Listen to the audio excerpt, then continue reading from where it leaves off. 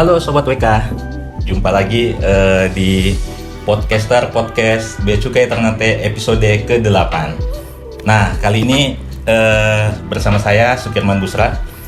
Nah, kita hari ini mungkin akan membahas sesuatu yang saat ini lagi sedang tren-trennya, sampai bahkan Bapak Presiden Jokowi sampai ikut membahas hal-hal ini. Nah, bersama saya hari ini hadir narasumber yang sudah sangat kompeten di bidangnya.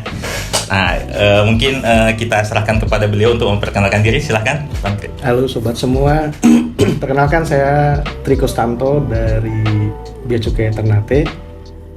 Pada hari ini, pada kesempatan ini kita akan menjabarkan tentang peraturan apa, Bang? Peraturan Menteri Keuangan. Oh iya, peraturan Menteri Keuangan tentang barang kiriman. Oke. Nah, ini tentu kita harus lihat dulu latar belakangnya nih, kenapa jadi hangat nih barang kiriman ini, Bang?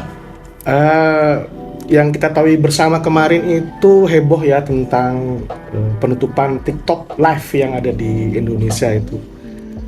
Itu katanya mengakibatkan pasar Tanah Abang menjadi sepi.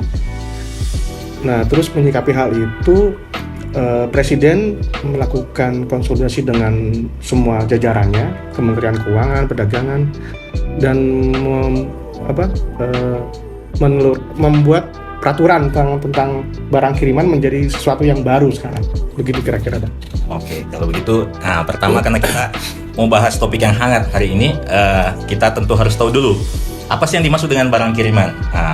Apa itu, Bang? Barang kiriman itu adalah barang yang dikirim melalui penyelenggara pos yang diatur dengan peraturan perundang-undangan yang ada saat ini. Gitu ya. Oke, mungkin sebelumnya Sobat WK harus tahu dulu. Jadi yang kita bahas di sini tentang barang kiriman dari luar negeri, bukan yang domestik. Ya, itu. Karena sesuai dengan tupoksi kami, Bea Cukai itu mengawasi lalu lintas barang keluar dan masuk daerah pabean. Mungkin seperti itu, Bang. Iya. Nah, mungkin sekarang bisa dijelaskan, Bang, bagaimana sih statistik barang kiriman itu dari tahun ke tahun di Indonesia. Ini sebuah data yang sangat luar biasa ya. Ternyata dari tahun 2019 sampai sekarang itu konsisten dokumen barang kiriman itu bisa mencapai 60-an juta dokumen per tahun. Luar biasa. Dengan 43 juta entitas yang penerima. Wow, luar biasa. Sangat banyak dokumen, dan mayoritas kebanyakan negara pengirimnya itu tetap dari Cina ya. Dari Cina, yang kedua terus dari Hong Kong, yang ketiga dari Singapura, keempat dari Jepang, dan terakhir dari Amerika. Dan itu konsisten setiap tahun 5 negara itu melakukan pengiriman barang ke Indonesia.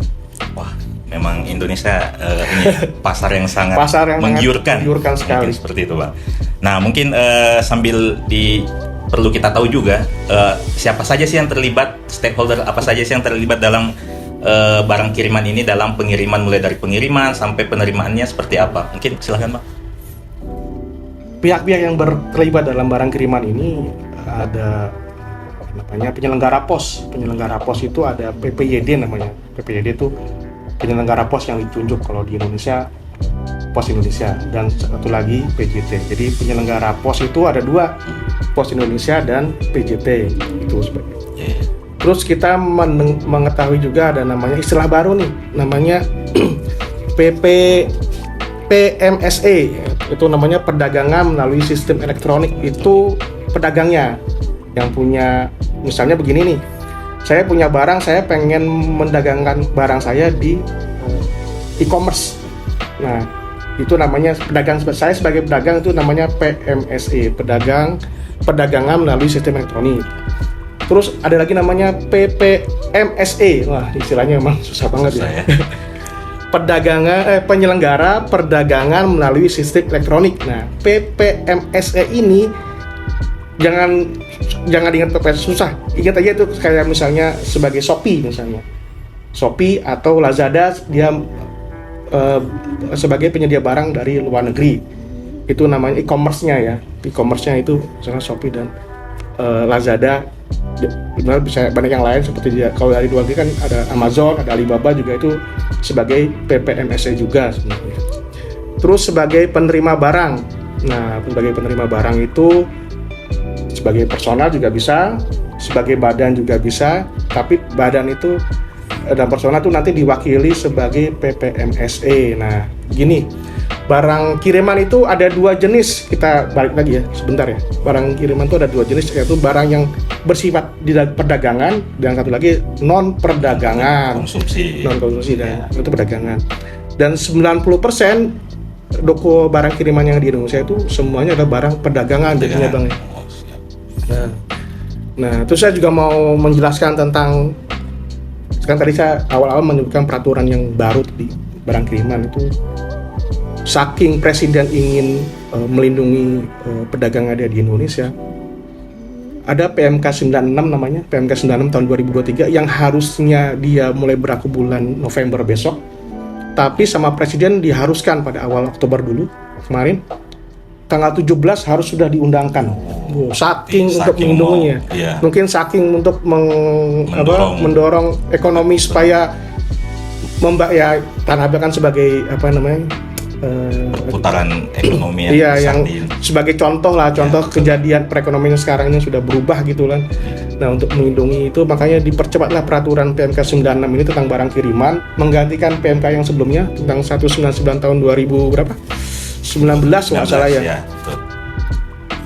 Untuk segera diundangkan gitu. Jadi ada ini Bang ya, ada update peraturan ya. Update peraturan nih, untuk melindungi pedagang-pedagang yang di Indonesia seluruhnya lah. Mungkin ini Bang, karena ada update peraturan itu mungkin ada hal-hal baru pasti yang diatur di peraturan yang baru. Mungkin bisa dijelaskan garis besarnya apa Bang? Ada beberapa hal yang baru yang di peraturan PMK yang baru ini tentang PMK 96 itu. Yang pertama yang menjadi concern di Bea Cukai adalah tentang kemitraan e-commerce itu kepada Bea Cukai. Karena dengan adanya kewajiban mandatory kewajiban untuk melakukan kerjasama dengan Bea Cukai punya data tentang harga, tentang jumlah barang, terus kuantitasnya, harganya supaya untuk melindungi harganya under value atau enggak. Makanya ada kewajiban dari Bea Cukai dari Bea Cukai untuk memaksa e-commerce itu bekerja sama dengan Bea Cukai. Terus yang kedua, itu yang pertama tadi kan. Jadi yang pertama adalah kewajiban e-commerce untuk bekerja sama dengan Bea Cukai. Yang kedua, perlakuan e-commerce atau PPSM itu sebagai importir sekarang. Jadi kalau PMK yang 199 kemarin itu e-commerce itu sebagai pihak ketiga saja, sebagai mitra. Tapi untuk sekarang ini dia pure sebagai importir. Jadi kalau dia sebagai importir, nanti semua kewajiban pabean akan melekat pada importir. Dan bisa diaudit juga oleh Bea Cukai. Kalau dulu nggak bisa, kalau sekarang sudah bisa. Nah, ini yang paling penting sekarang. Komoditasnya ditambah untuk yang dikecualikan di barang kiriman. Kalau di 199 ada 4 komoditas yang dikecualikan biaya masuknya. Yang pertama itu kan tekstil, alas kaki, terus tas dan buku. Jadi tarif 4 barang itu, HS itu pakai MFN tahun 99, PMK 199. Ya, PMK sebelumnya. PMK sebelumnya. PMK yang baru yang 96 ditambah lagi jadi 4. Tambah 4 lagi jadi 8 semuanya. Sepeda, terus jam tangan, kosmetik sama besi dan baja. Jadi 8 komoditas itu kalau masuk melalui barang kiriman nanti perlakuannya akan berbeda. Yang seperti yang kita ketahui, kalau dia barang kiriman itu kan ada biaya masuk flat 7,5%, terus PPN 11%, PPH nggak ada. Tapi untuk barang 8 ini kalau masuk barang kiriman akan berlaku tarif MFN. MFN itu Most Favorable Value. Jadi nanti seperti kita melakukan importir umum. Kalau terhadap barang 8 itu nanti AS-nya disesuaikan dengan tarif biaya masuk yang pada umumnya. Misalnya alas kaki, misalnya sobat-sobat sekalian membeli sepatu dari Amerika, pas datang ke Indonesia dia akan dikenakan biaya masuk itu sekitar 25% lah.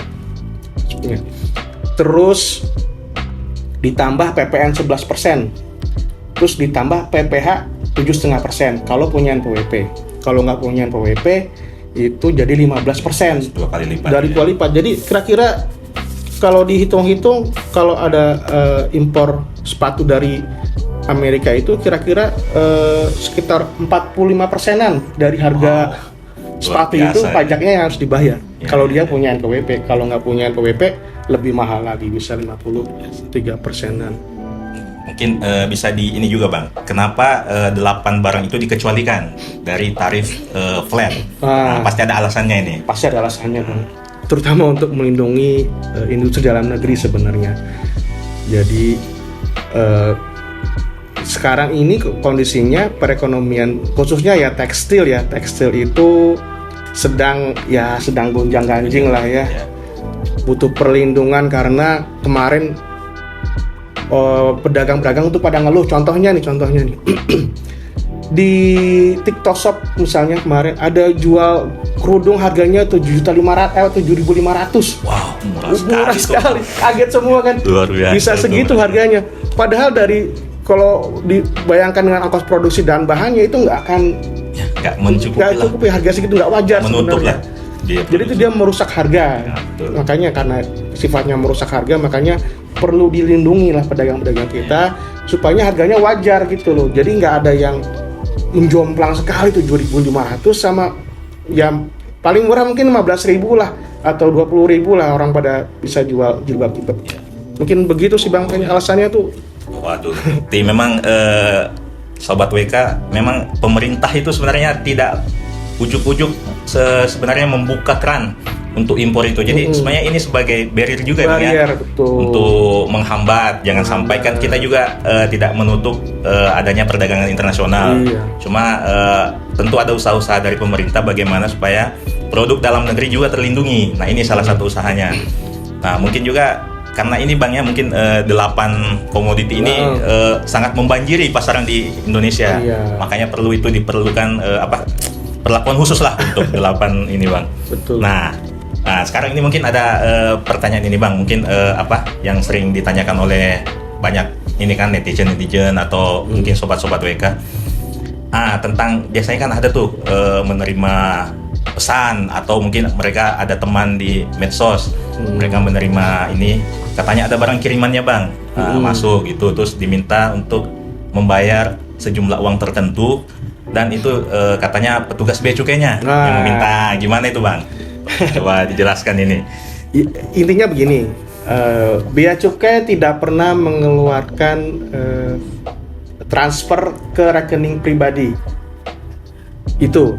Jadi kalau misalnya sobat-sobat semua diminta ada petugas bea cukai minta transfer rekening ke pribadi, udah pasti itu penipuan. Jadi hati-hati ya.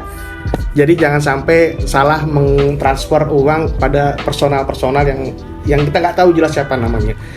Yang dipastikan kalau di bea cukai, kalau dia membuat tagihan billing namanya, itu ditransfer ke saluran-saluran yang resmi lah istilahnya ya. Bisa pembayarannya sekarang sudah canggih, kalau sekarang itu bisa lewat Tokopedia kalau sekarang. Jadi bisa melewat e-money jadinya. Dan saya pastikan kalau melalui saluran-saluran yang seperti itu pembayarannya adalah resmi gitu Bang. Ya betul. Jadi Sobat WK harus tahu nih bahwa bea cukai tidak pernah menerima pembayaran ke rekening pribadi. Tidak pernah. Itu langsung masuk ke rekening negara. Dan ada namanya billing. Ada billing namanya. Billing seperti itu. Wah, menarik Bang. Sebenarnya masih banyak Bang yang perlu kita bahas ini, cuma mungkin karena keterbatasan waktu mungkin kita cukupkan dulu seperti ini. Jadi mungkin terakhir Bang, karena Sobat WK sudah lihat kan seperti apa prosedur untuk barang kiriman itu agak sulit juga sebenarnya Bang. Maksudnya ada barrier lah di situ. Jadi cintailah produk dalam negeri Bang ya. Jadi semua ada di Indonesia sebenarnya. Cuma tergantung produk Indonesia. Ya, tergantung kita bagaimana menghargai produk-produk kita. Mungkin seperti itu Bang ya. Terima kasih. Kita akan jumpa di podcast selanjutnya. Nah, Sobat WK, jika ada yang ingin Sobat WK bahas atau ingin lebih ketahui lagi, silahkan komentar dan kita akan jumpa di podcast selanjutnya. Mungkin seperti itu. Terima kasih Bang atas waktunya, luar biasa sekali pemaparannya. Nah, oke. Siap. Assalamualaikum Terima kasih. warahmatullahi wabarakatuh. Minum dulu.